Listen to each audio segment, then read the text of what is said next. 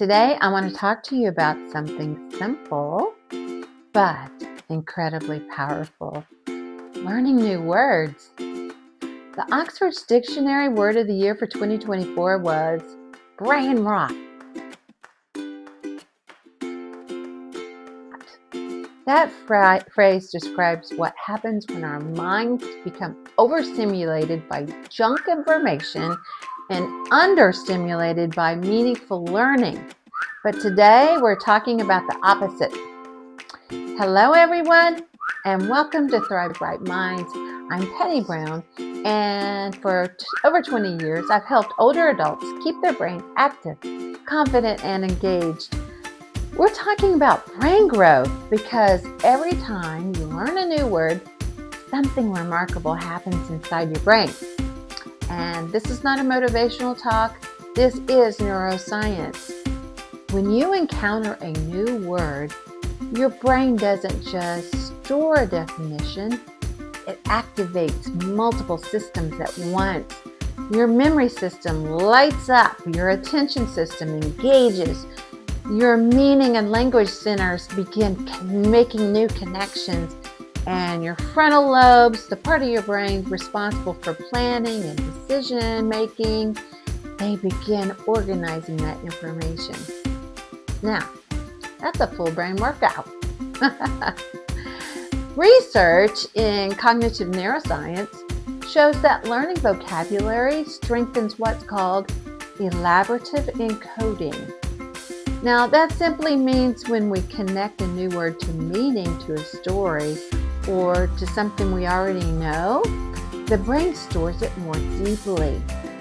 That's why learning words and sentences works better than memorizing a list. Your brain remembers meaning better than memorization.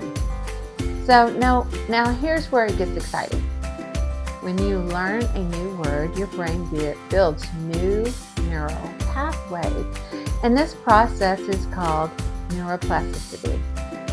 For many years, scientists believed that neuroplasticity slowed down dramatically after early adulthood. We now know that that's not true. Brain imaging studies show that adults, even older adults, they form new neural connections when they learn new vocabulary. Think of it like building new roads in your mind. The more roads that you build, the more ways your brain can travel to reach information. And each time you practice that word, when you say it out loud, when you write it down, when you use it in a conversation, the connections between your brain cells grow stronger.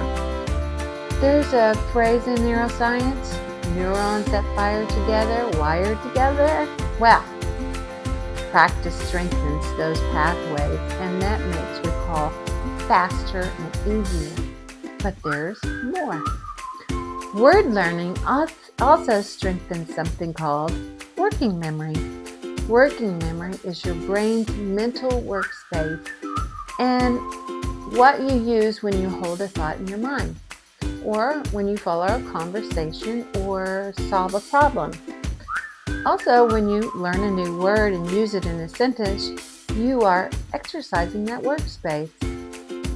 And working memory is directly connected to independence and cognitive clarity as we age.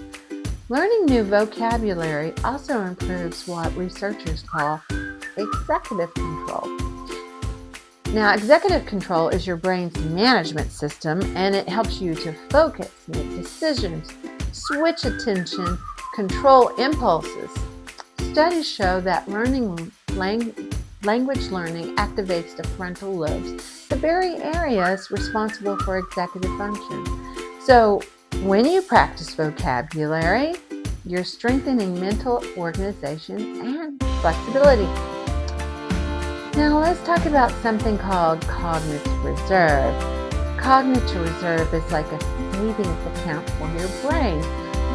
Long-term aging research shows that people who regularly engage in intellectually stimulating activities like reading, learning, engaging language often show slower cognitive decline. Even when brain changes occur, individuals with greater cognitive reserve often function better for longer. It's not that their brains don't age, it's that they have more backup pathways, more flexibility, more resilience. And here's something else to remember, something else memory science teaches us. There's a principle called the spacing effect. Research shows that short, regular learning sessions strengthen long-term memory far better than cramming. So you study for 5 minutes a day. It works better than 1 hour once a month. Consistency builds strength gradually, just like exercise builds muscle. Learning words build neural resilience, and here's what I love most about this. You don't need an expensive program. You don't need to be bilingual. You don't need to memorize a dictionary. You just need curiosity. Learn one word, use it in a sentence, say it out loud, and teach it to someone else. When you speak a word, you activate motor areas. When you hear it, you activate auditory areas. When you understand it, you activate meaning networks. Now, the more areas involved, the stronger the memory trace. Every word you learn is a small act of brain strength training. And these small acts build up over time. They're not temporary, they accumulate, they compound.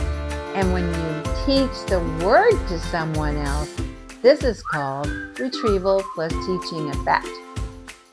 Research in memory science shows that when we explain something to someone else, we strengthen our memory recall, it organizes information more clearly, and it deepens the understanding of the word. It also increases the long-term retention. When you teach a word, your brain has to retrieve it from memory and put it into your own language and connect it to meaning. So explain it clearly. When you explain it clearly, that activates multiple brain systems all at once. And here's the powerful part. Studies show that retrieval practice, pulling information out of your brain rather than just rereading it, strengthens the memory far more than passive review. So instead of just reading a new word, try this. Learn the word, use it in a sentence, then explain what it means to someone else. Even explain it to yourself out loud. It works. Before we finish, I want to give you 3 simple techniques that can make any new word stick in your brain. These are not complicated. They're backed by memory science, and they work at any age. All right, first one. Use more than one sentence. Don't just read the word, say it out loud. Write it down. Picture it in your mind. Even move your hands while you say it. When you activate multiple areas of the brain, visual, auditory, motor, and language, you create a stronger memory trace. The more brain regions involved, the stronger the connection. All right, second one. Attach the word to your life. Don't just define it, connect it to a personal story.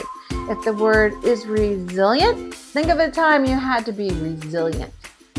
Emotion strengthens memory. When a word connects to your own experience, the brain stores it more deeply.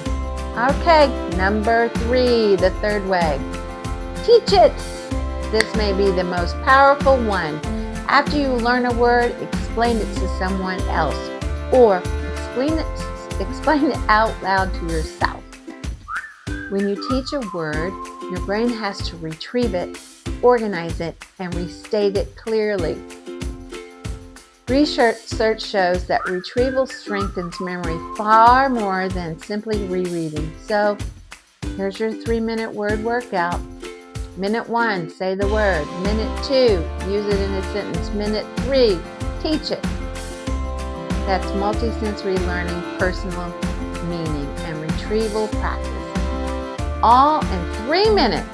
And every time you do it, you're not just learning a word, you're strengthening your brain. So here's what I want you to remember. Learning new words is not about vocabulary tests. It's not about impressing anyone. It's about strengthening the incredible brain you already have. Every time you say a word out loud, every time you connect it to your life, every time you teach it to someone else, you are building pathways. You are strengthening memory. You are improving communication between different parts of your brain.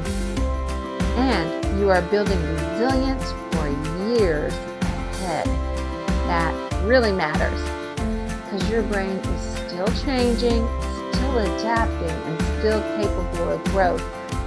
You are not finished learning. You are not finished growing. You are not slowing down. You are strengthening. And remember, I'm not expired. I'm evolving. Okay, thank you for coming today and listening in. I look forward to seeing you another time. All right, bye-bye.